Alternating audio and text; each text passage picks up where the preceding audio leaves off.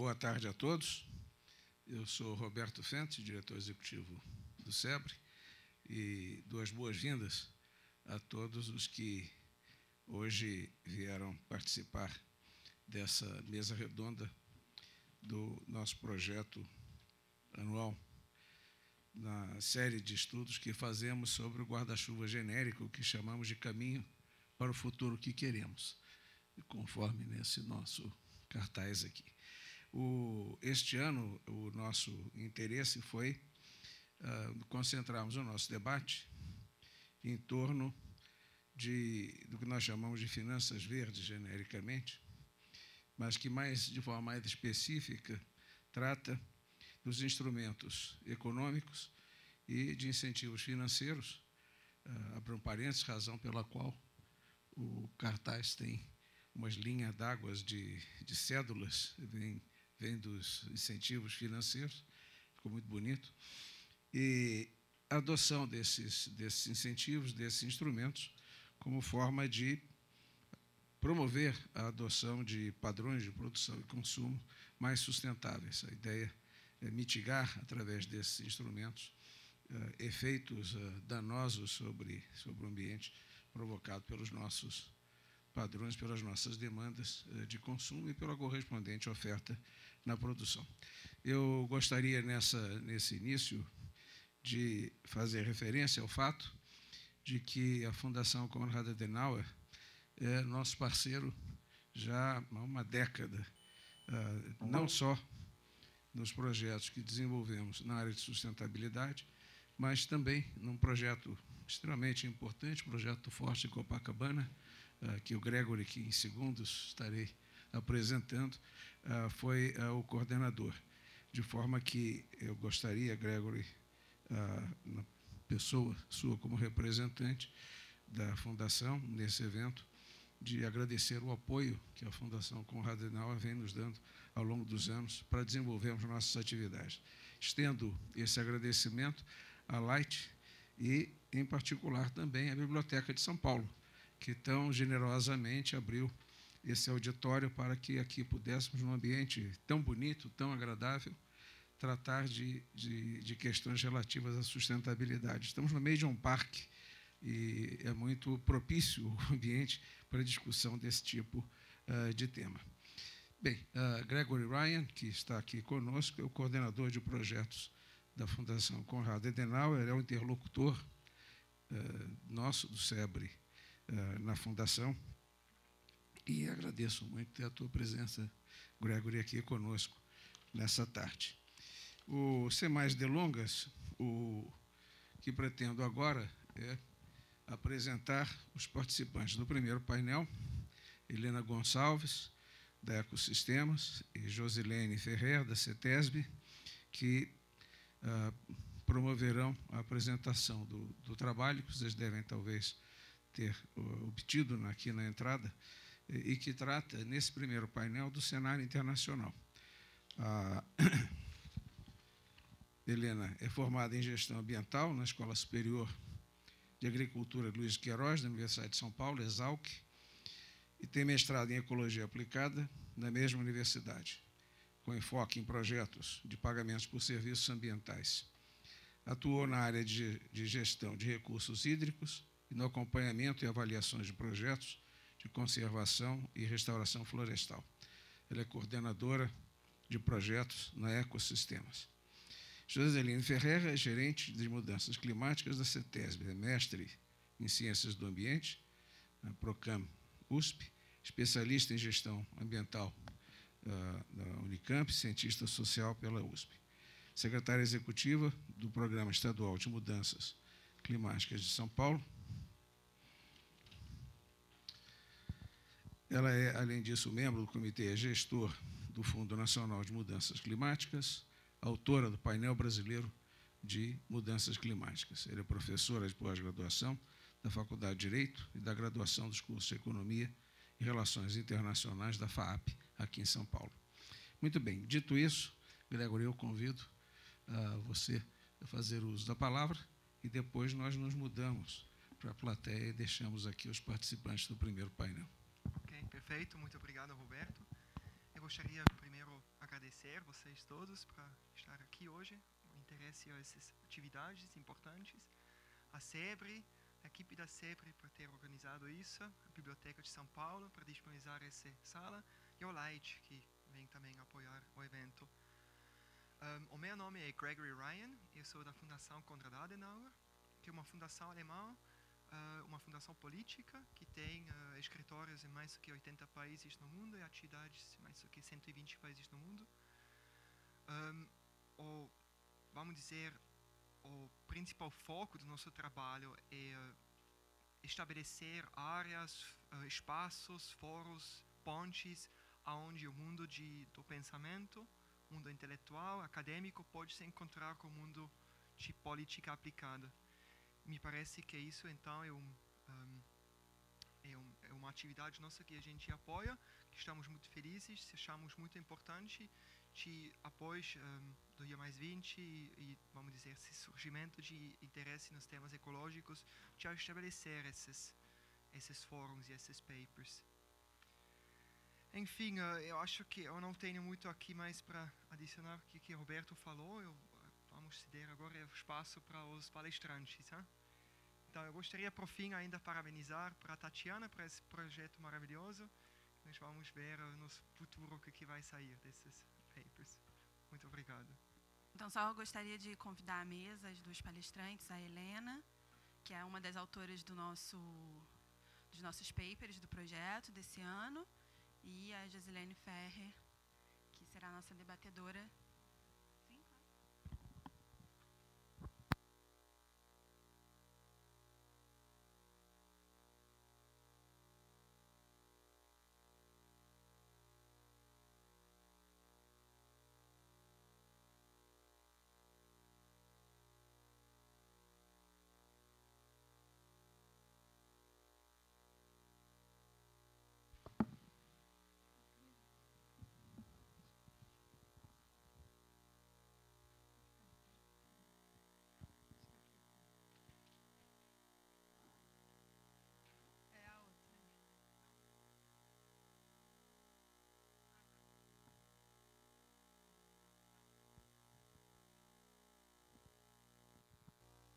Bom, boa tarde, gente. Meu nome é Helena, como a Tatiana e o Roberto me apresentaram. Primeiramente, queria agradecer ao SEBRE, à Fundação Konrad Adenauer e à Light pela oportunidade tanto de estar aqui hoje quanto de escrever esse trabalho. Foi um grande aprendizado, assim, acho que sempre é, né? Então, queria agradecer mais uma vez essa oportunidade. O meu trabalho falou sobre o cenário internacional, então a gente tentou estudar os instrumentos econômicos mais utilizados no cenário internacional. Tem diversos outros que a gente não tinha como abordar dentro desse estudo. Então, assim, dentro do possível, a gente abordou 3 grandes grupos. Pode passar, por favor, Priscila? Então, assim, introduzindo uma linha do tempo aí, né, de como que começou a se discutir finanças verdes, economia verde. Então, até a metade do século XX, o desenvolvimento era profundamente relacionado à industrialização de uma nação. A partir, então, de 72, da Conferência sobre o Meio Ambiente da ONU, começa-se a discutir, então, que crescimento econômico deveria ser aliado à justiça social e à conservação dos recursos naturais. A partir do relatório Brundtland, então, Nosso Futuro Comum, em 87, surge o conceito de desenvolvimento sustentável. E, em 1990, o primeiro relatório do IPCC chama a atenção para as mudanças climáticas. Em 92, né, acho que isso todo mundo, a maioria das pessoas sabem, né, a Conferência das Nações Unidas, então a Cúpula da Terra no Rio de Janeiro, começa-se então foi o grande marco, né, do desenvolvimento sustentável, então foi construída a Agenda 21 e as nações se comprometem a estabilizar as concentrações de gases do efeito estufa aos níveis de 1990. Então essa rápida linha do tempo, né, aconteceu mais um monte de coisa nesse período, mas assim resumidamente, destacando alguns pontos, foi isso que aconteceu, pode passar, para que começasse a ser discutida a construção de uma economia verde. Então, quais são os passos para que isso ocorra e como a gente mirar ter essa meta para o futuro, né? Isso é um processo que vai se desenvolvendo. Então, uma das ferramentas para buscar essa economia verde é a introdução de mecanismos econômicos para o desenvolvimento sustentável. Então, como eu falei, né, esse trabalho que vocês têm acesso aí, ele foi dividido em 3 grandes temas. Então, o mercado de permissões, e aí dentro do mercado de permissões a gente fez alguma divisão também, as taxas e impostos e os incentivos e subsídios. Então, falando dos mercados de permissão, eles primeiramente surgiram nos Estados Unidos, mais ou menos na década de 70, relacionados ao dióxido de enxofre. É isso? Desculpa, gente, sou péssima de química. Então, são sistemas já de cap and trade, que é o que depois a gente vai, que seriam os mercados de permissão. Então, o que é isso? São fixação de limites para comercialização e negociação de permissões de emissão. Então, são estabelecidos limites de emissões e esses limites podem ser atingidos através da negociação de créditos ou permissão. Então, a premissa desses mercados é que um mercado dá flexibilidade para que as empresas ou os emissores desenvolvam estratégias de menor custo, e assim eles reduzam as emissões de poluentes. Pode passar. Então, um dos mais conhecidos aí são os mercados de carbono, e um dos mais conhecidos é o mercado compulsório de carbono. O mercado compulsório surgiu a partir do Protocolo de Kyoto, que foi assinado em 1997, e esse mercado é regulado pelo Protocolo de Kyoto e pelas metas e diretrizes estabelecidas nesse protocolo. Então, os países do anexo 1 têm metas de redução de emissões de carbono e de gases de efeito estufa, que a meta geral é de uma redução de 5,2 em relação aos níveis de 1990. O Protocolo de Kyoto estabeleceu 3 mecanismos de cooperação. São eles o comércio de emissões, o mecanismo de desenvolvimento limpo, MDL, e a implementação conjunta. Então, esse mercado é só para os países que têm obrigações de redução de emissões dentro do seu texto, que são os países do anexo 1. Então, o principal representante do mercado compulsório de carbono é o sistema de comércio de emissões da Europa, da União Europeia, que cobre 45% das emissões de gás de efeito estufa, incluindo linhas aéreas, instalações de energia e indústrias, em 31 países. Pode passar. Então, assim, eu tentei, dentro do trabalho, a gente tentou englobar tanto os aspectos positivos quanto os negativos desses instrumentos, né? Então, falando um pouco, né, disso, criticou-se bastante dentro desse mercado europeu e do mercado compulsório de carbono o excesso de licenças que foram emitidas e uma variação, o que provavelmente causou, inclusive, uma variação no preço da tonelada de carbono. Isso traz uma instabilidade para aqueles que estão investindo nisso, né? E também critica-se que as metas de redução foram muito, muito modestas nesse início.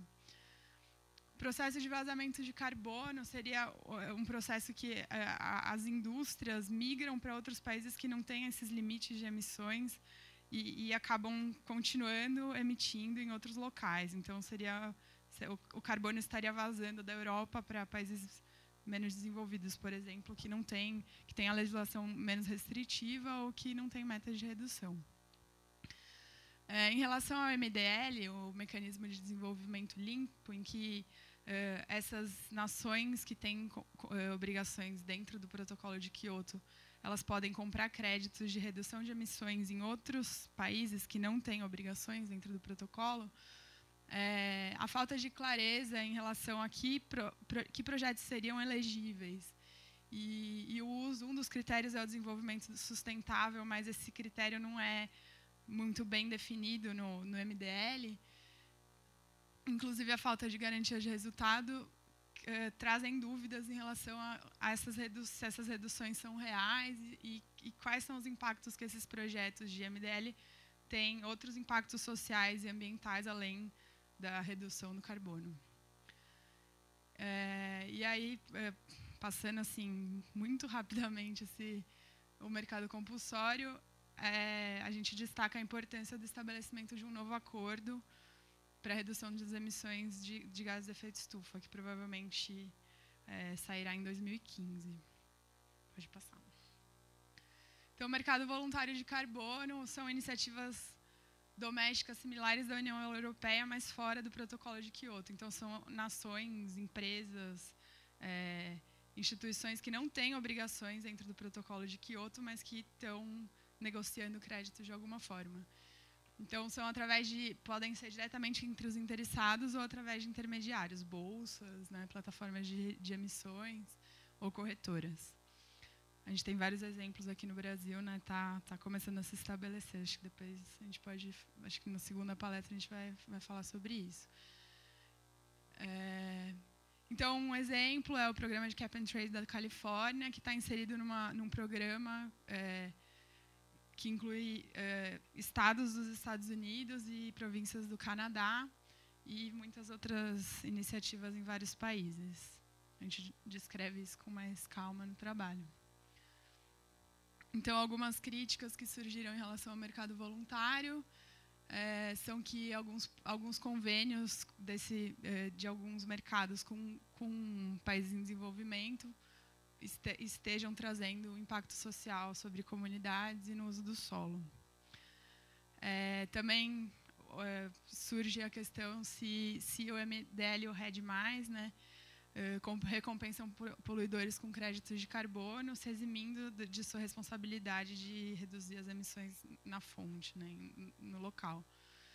Também questiona-se qual que é a adicionalidade desses projetos, né, se os poluidores podem comprar créditos daqueles que já reduziram suas emissões.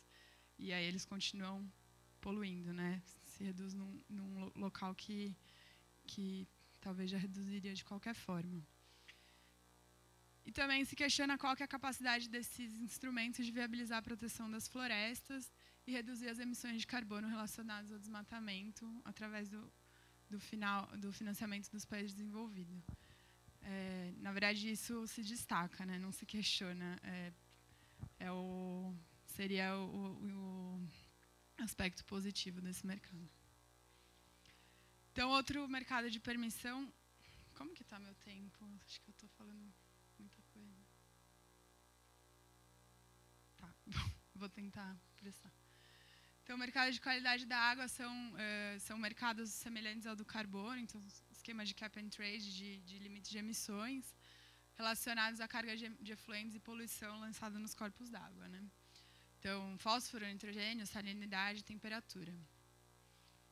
Então, são estabelecidos limites de nutrientes e critérios de qualidade de água que devem ser atingidos através da negociação desses créditos. Existem mais de 70 iniciativas nos Estados Unidos, principalmente, mas também no Canadá, Austrália e Nova Zelândia.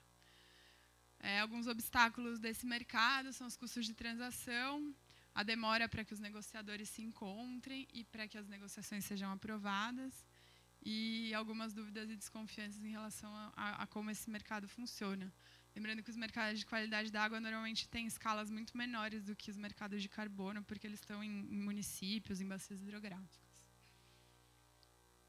Então, passando já para o segundo grande grupo, aí são as taxas e impostos. Então, são instrumentos que oneram aqueles que poluem ou que usam excessivamente os recursos naturais.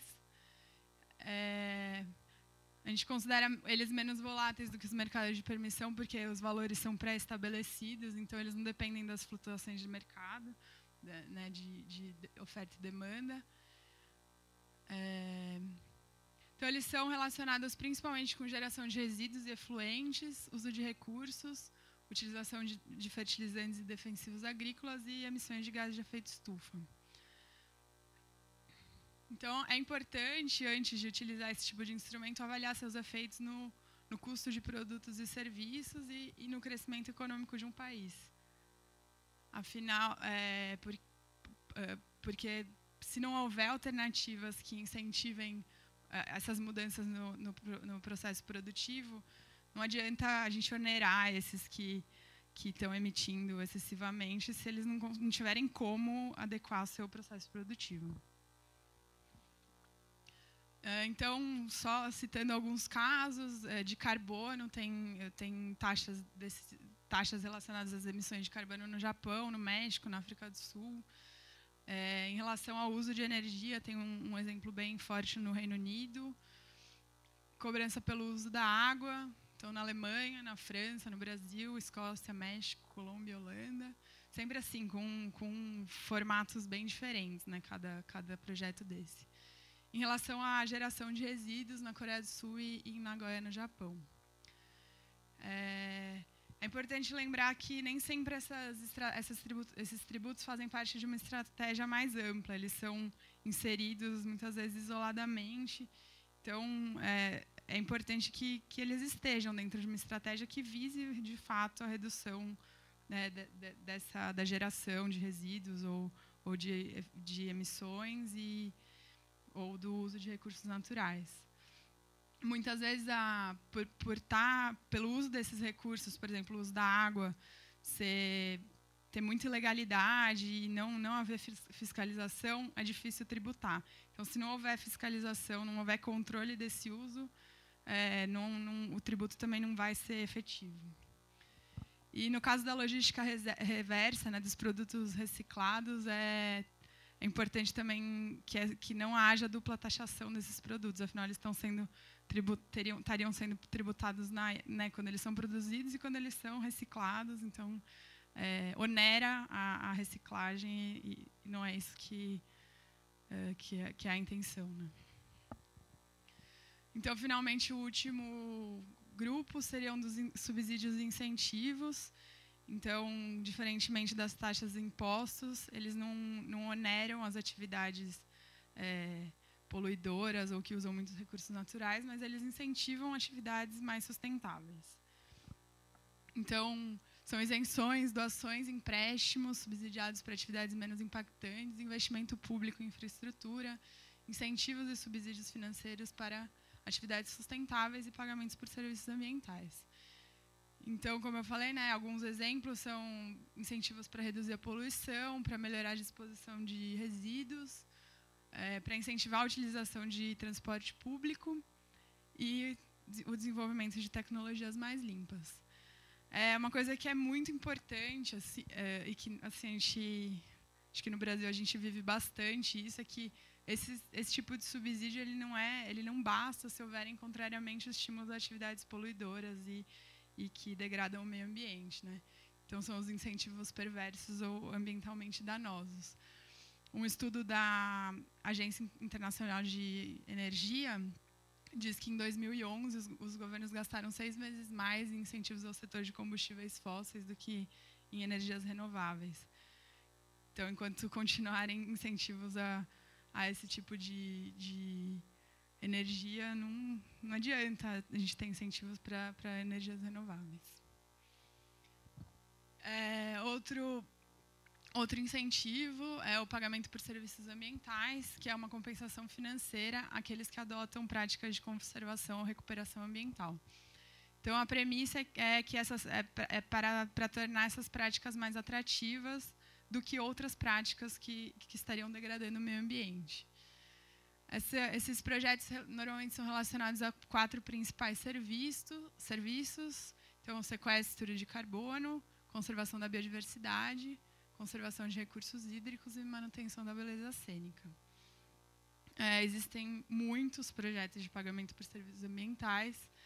Esse foi um tema que eu estudei no meu mestrado, né? Então eu tenho algum contato com isso. Principalmente na América Latina. Tem muitos projetos surgindo na América Latina, muitos deles são relacionados à redução da pobreza, então uma complementação de renda a populações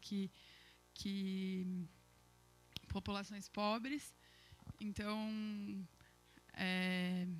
isso tem sido bastante usado na América Latina. Mas é importante eu destacar aqui a necessidade da incorporação de critérios socioeconômicos para a transferência desse recurso nesses programas, porque muitas vezes esses recursos acabam sendo transferidos não somente para pessoas e proprietários de terra e populações que necessitam. Isso pode até ser um fator que aumenta a desigualdade. Pode voltar rapidinho. Tá. Então, a última coisa que é bastante importante de colocar é que outros incentivos também sejam providos àqueles que prestam serviços ambientais. Então, não basta uma transferência financeira, devem ser também dados outros instrumentos para que eles consigam prover esses serviços. Então, como crédito agrícola, assistência técnica e proteção à posse da terra e educação ambiental. Enfim, tem várias outras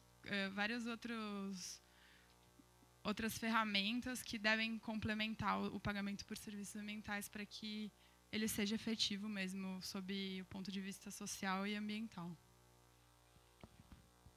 Então, quase terminando, alguns desses instrumentos que eu coloquei aqui, eles são utilizados de forma excludente. Então, o uso de um instrumento significa que ele é uma escolha, outro não está sendo utilizado, e alguns deles se complementam. Então, no caso da Costa Rica, por exemplo, o programa de PSA da Costa Rica ele é realizado com recurso gerado por uma taxa sobre emissão de carbono.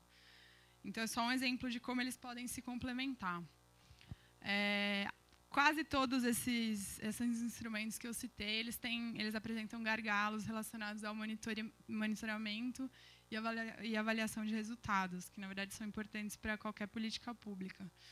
Então, a gente destaca a importância desse monitoramento. E o MRV, o monitoramento, relato e verificação, é um exemplo de como isso tem sido feito e como pode isso é principalmente feito com os mercados de carbono, mas precisa ser replicado em outros instrumentos também. E também a importância da valoração dos serviços ambientais. Então, como que esses valores estão sendo definidos e com base em quê, né? Para que isso também inclua, que sejam contabilizadas tanto as externalidades quanto a adicionalidade desses projetos. Como eu falei, então, esses instrumentos não são só esses que eu expus aqui, existem vários outros. Quem sabe a gente tem uma oportunidade em outro momento de detalhar mais, né? E cada vez mais essas iniciativas estão surgindo, né, nessa perspectiva de finanças verdes, de economia verde. Cada vez mais iniciativas se servem dessa lógica econômica para solucionar questões ambientais. E aí fica duas críticas finais, né? Então, esses instrumentos eles nascem como as grandes soluções para a questão ambiental. E aí, muitas vezes, elas são avaliadas com super pouca crítica. Mas, apesar disso, elas trazem impactos aos tripés da sustentabilidade, aos 3 apoios do tripé da sustentabilidade, né? Então, social, ambiental e econômico. Esses 3 apoios têm que ser avaliados muito bem antes de ser implementado qualquer um desses instrumentos. E aí, finalmente, existem muitas críticas a esse processo de mercantilização do meio ambiente, né, que dizem que a crise ambiental teria surgido dentro do próprio paradigma econômico em que a gente está se baseando para solucionar essas questões. Então, a questão que é levantada é o quanto que eles seriam realmente efetivos para solucionar essas questões ambientais no longo prazo. Fica aí, né, uma bola que eu tô levantando para a gente discutir. Acho que tem muitas críticas em relação a esses projetos, mas também eles estão trazendo resultados em alguns casos. Então, acho que é isso. Aí fica aí meu contato, estou à disposição também, quem quiser entrar em contato.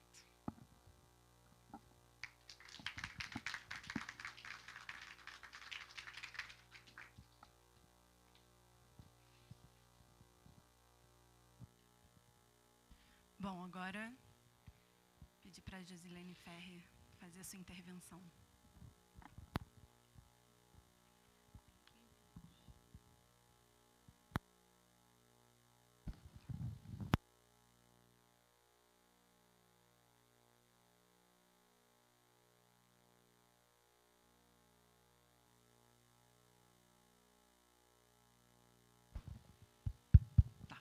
Gente, boa tarde. Meu nome é Josilene Ferrer.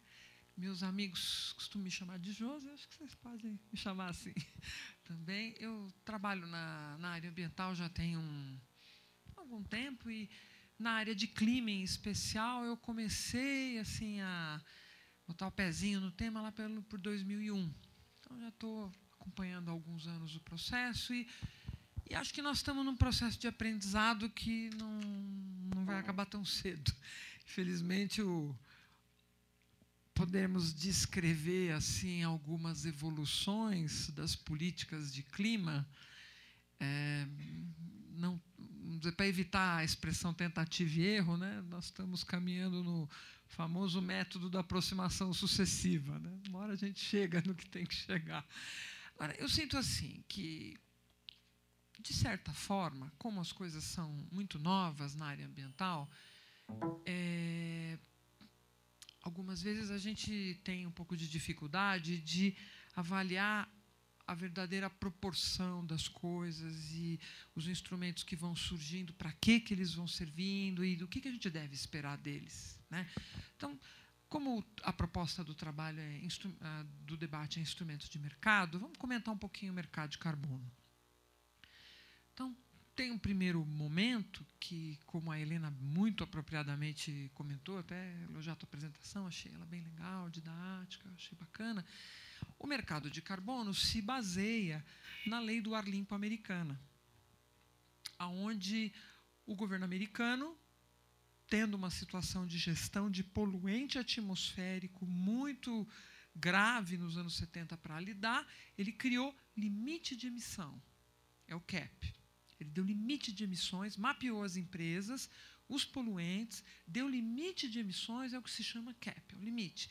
E ele criou a possibilidade de um mercado, é o trade, cap and trade, para que as empresas ajudassem a financiar as suas próprias reduções. Ou seja, as empresas mais rápidas em fazer a redução, na medida que ela tem um limite de emissão, e ela pode comercializar o que ela abateu, vamos dizer, quem primeiro fez a ação de reduzir poluição pode vender a sobra, né? Então, se eu tenho um limite de 100 milhões de toneladas ano e logo no primeiro ano eu já reduzi para 80 milhões, aquela empresa que tem mais dificuldade de reduzir pode comprar as minhas cotas, né? O meu excedente.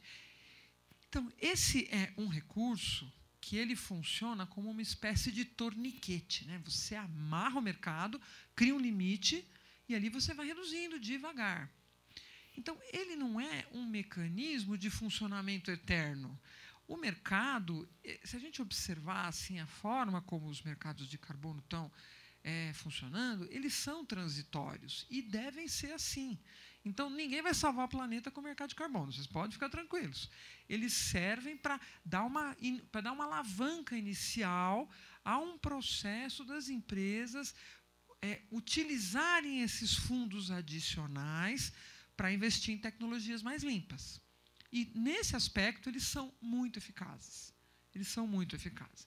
Então, a poluição mais limpa, quem teve a oportunidade de ver o filme lá do Al Gore, ele mostra, num momento no gelo da Antártida, a diferença de cor que lá na Antártida as geleiras adquirem na eficácia da implantação da lei da poluição mais limpa. Está lá um segundo do filme. Eles estão nas geleiras e eles mostram como o gelo, a partir da década de 80 e 90, começa a ficar mais branco, em reflexo ao benefício da política. Então, ela cumpriu a missão. É ajudar a financiar. Quem primeiro banca, quem primeiro investe, vai vender a sua folga para os mais lentos, os mais caros de conversão tecnológica, e ele vai se ajudar a se financiar. E, de certa forma, essa experiência que eu expliquei de um jeito muito simples, muito rápido, né, mas a gente pode detalhar no debate, essa experiência também foi trazida, foi transposta para o clima. né, que é uma ideia que eu acho que quando ele começa, o pessoal de mercado financeiro nunca explica muito bem. Gente, é transitório, dura um tempinho. Essas regras não são muito explicadas. Então, o mercado nunca foi proposto para salvar o planeta. Nem entrem nesse debate, é um falso debate. É uma opção, ele não é obrigatório. A empresa que quer se autofinanciar, financie. E ele tem uma função clara em países que têm limite de redução de emissão, em países onde tem lei mandatória. O governo europeu mandou reduzir a emissão, mandou cumprir Kyoto de fato. Tem que cumprir. Empresa A, B, C, D, F, G quer fazer sozinha, com as suas próprias expensas, divirta-se, vai fundo. Tem algum fundo estatal de apoio, tem ali um bloco de empresas que está interessado em reduzir e vender seu excedente no mercado para se financiar, para ajudar a se capitalizar, para pagar o investimento. Ele funciona bem. Agora, obviamente, é um mecanismo de início de abordagem. Ele não vai sustentar 100 anos de política pública. Óbvio. Então, são mecanismos transitórios. É isso que a gente tem que entender dos mercados de carbono. E outro aspecto, são mecanismos que funcionam bem em economia sadia. O mercado funciona bem em economia sadia. Quando você não tem uma economia sadia, ele falha. Ele não foi feito para aquele ambiente.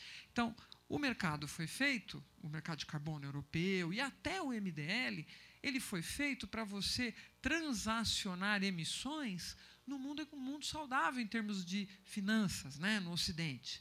Então, alta emissão, alta produção econômica. A hora que esses países europeus começam a ter crise, a emissão cai naturalmente. Então, o mercado perde, de certa forma, o sentido nesse momento. Então, você vê um empalidecimento. Até eu estava conversando com o Oswaldo Stella, ele usou uma expressão boa, uma desidratação da necessidade do mercado. Então, o mecanismo de desenvolvimento limpo, que é um mecanismo dentro do protocolo de Kyoto, onde os países desenvolvidos podem investir em países em desenvolvimento, né, comprar créditos de carbono de países em desenvolvimento para compensar as emissões lá na Europa, uma ideia excelente. Só que, no momento de crise, a empresa que está emitindo pouco ou está emitindo menos não vai ter esse tipo de necessidade, né? Ou vai ter uma necessidade muito menor. E o que o governo europeu fez? Em 2012, o Parlamento Europeu lá criou uma diretiva, né, uma lei europeia, dizendo que ele vai aceitar, para compensar emissões, créditos de carbono da África, da parte mais pobre da Ásia. O governo europeu não mais está aceitando projetos registrados após 2013 do Brasil, da Índia, da China. Ele só aceita dos países que estão inscritos numa lista da ONU dos países menos desenvolvidos. Então, o MDL continua muito pálido, num ambiente europeu de menor emissão e somente aceito de países muito pobres. Ou seja, a Europa, nesse momento, não está interessada e nem precisando investir no nosso esforço de fazer uma economia mais limpa. Então, o mercado de carbono, nesse momento, o mercado de carbono Kyoto, está dessa forma. A Europa vai canalizar os seus investimentos parcos fora do continente europeu em países muito vulneráveis socialmente, não mais em Brasil, China e Índia. Porém, enquanto o mercado de carbono esteve vigoroso, nós tivemos mais de 7.000 projetos registrados na ONU e podemos dizer que os recursos do protocolo de Kyoto, que vieram de países como Inglaterra, Suíça, são países, Holanda, países que investiram muito em comprar crédito de carbono, ajudaram a financiar um imenso parque eólico na China, ajudaram a financiar muitos projetos de reconversão tecnológica na Índia, ajudaram a bancar muitas usinas de, vamos dizer, recuperação e queima de metano no Brasil, cogeração de energia elétrica em usinas, né? Só que esse momento passou. No momento. Se a economia mundial nas próximas décadas voltar a crescer na intensidade que já foi, pode ser que essa discussão volte. Então, nós estamos num outro estágio. Num estágio onde cada país vai ter que fazer mais e melhor. Principalmente esses países que são o clube que nós fazemos parte, as grandes economias em desenvolvimento. Nós temos daqui para frente menos países desenvolvidos avidamente interessados em investir na nossa conversão tecnológica e nos tornarmos em economias mais limpas. Esse é um esforço cada vez mais nosso. E temos sinais aí no mundo mostrando que o mercado de carbono está entrando numa outra geração, num outro estágio. Então, você tem um aprofundamento, um detalhamento, um aperfeiçoamento do mercado europeu, como a Helena mesmo tratou. O mercado europeu está voltado a reduzir CO2, né? Ele tem uma amplitude considerável, 11 mil instalações, como a Helena mostrou, e ele vai estar entrando numa nova geração, trazendo mais indústrias, está se conectando com a Austrália. A Austrália está implantando um mercado nos moldes europeus para poder se ligar à União Europeia. A China está num processo de implantação, de teste, de um mercado que pode vir a ser muito semelhante à Europa, se a Europa considerar que ele está organizado o suficiente. É possível, num cenário pós-2020, que haja uma conexão. Então, você vê um cenário bem diferente. Não é mais uma estrutura debaixo da UNFCCC, debaixo da Convenção do Clima. São iniciativas de países, né? Iniciativas de mercados, de grandes grupos econômicos. Por outro lado, a gente vê os Estados Unidos sinalizando um acordo bilateral com a China para uma política mais agressiva de banimento dos hidrofluorcarbonos, o HFC. É um gás onde a China tem ampla produção e tem um alto potencial de reduzir, de aquecer o planeta, né? Então, os Estados Unidos entrou em programas diferentes. E, dentro dos Estados Unidos, como a Helena bem lembrou, a gente tem a construção de mercados estaduais ou regionais, né? Como o RED, como o mercado da Califórnia. E essas iniciativas, elas vão buscando, né, que nem a água, elas vão buscando o canal para elas fluírem, né?